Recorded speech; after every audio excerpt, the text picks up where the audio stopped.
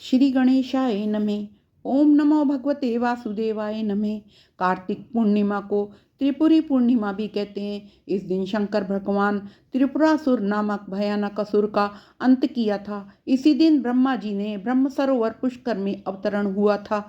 कार्तिक पूर्णिमा को तुलसी पूजा, कार्तिक स्नान का समापन होता है। इस दिन प्रसाद वितरण व ब्रह्म भोज कराया जाता है। आज कार्तिक महात्म के अंतिम 35वें अध्याय की कथा प्रारंभ करते हैं। शौनक जी पूछने लगे, दूसरे का दिया हुआ पुण्य मिलता है या बिना दिया हुआ पुण्य मिलता है?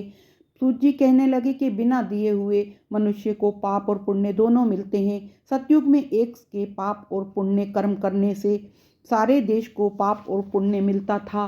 त्रेता में ग्राम को, द्वापर में कुल को, और परंतु कलयुग में केवल करने वाले को ही पाप पुण्य मिलता है। एक पात्र में भोजन करने वाले को पाप पुण्य का आधा आधा, दूसरे को की निंदा करने और सुनने वाले को मन चिंतन करने से पाप मिलता है। एक पंक्ति में बैठकर भोजन करने के बीच में से जो निकल जाता है वे छठे अंश के पाप को पाता है।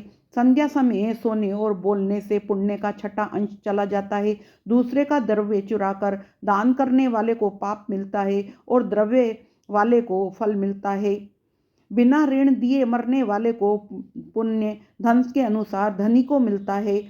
उपदेश और सहायता देने वाले पाप पुण्य का छठा अंश पाता है। प्रजा का छठा अंश राजा पाता है। शिष्य से गुरु, पिता से पुत्र, स्त्री से पति भी छठा अंश पाते हैं। पति के चित्त के अनुसार धन करने वाली स्त्री पति का आधा पुण्य पाती है। इस प्रकार बिना दिए हुए भी पाप पुण्य मिलता है। इसके अनुसार एक अत्यंत पुण्य देने वाला इतिहास सुनो।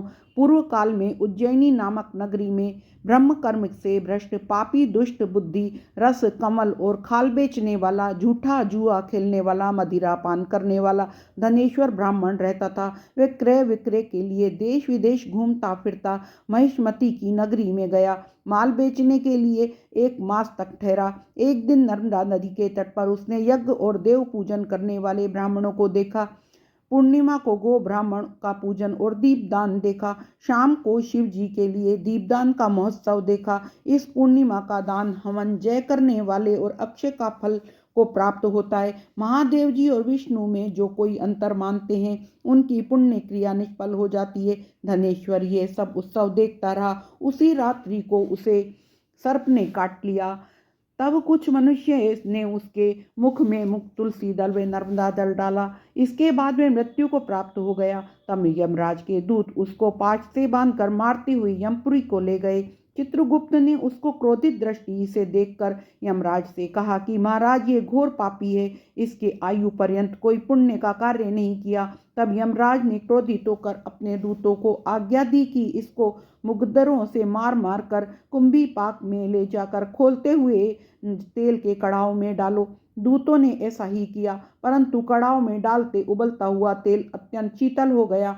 दूतों ने जब ये बात जाकर यमराज को सुनाई तो यमराज को बड़ा आश्चर्य हुआ। उसी समय नारद जी यमराज की सभा में आए और यमराज से पूजित नारद जी से कहने लगे कि हे यम, ये धनेश्वर पापी होते हुए भी कार्तिक मास में व्रत करने वाले को सत्संग करके पुण्य को प्राप्त हो गया।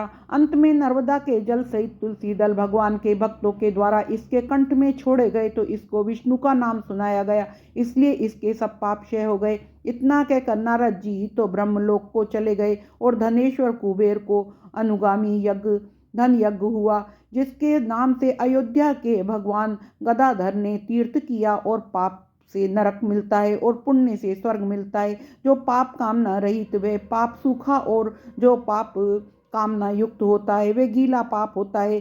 कार्तिक मास में व्रत के दोनों तरह के पाप नष्ट हो जाते हैं। व्रत करने वाले के दर्शन मात्र से अनेक जन्मों के पाप नाश हो जाते हैं। कार्तिक महत्तम समाप्त। तुलसी महारानी की जय।